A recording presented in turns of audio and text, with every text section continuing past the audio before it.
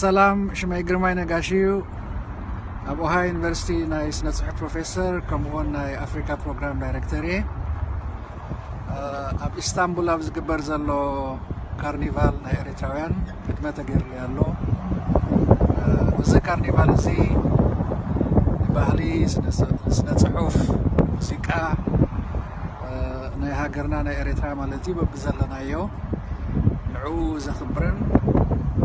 ዘሞግስን ኣጋጣሚ ስለ ዝኾነ ኩላትና ክንሳተፎ ተስፋ ገብር ብዘይ ናይ ሃይማኖት ናይ ወገን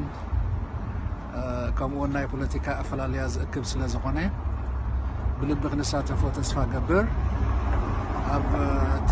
ኣጋጣሚ ናይ ካርኒቫል ኣብኡ መፅአ ኣነ ኣብኡ ይራኸበና ብሰላም ቀኒ ይቐኒለይ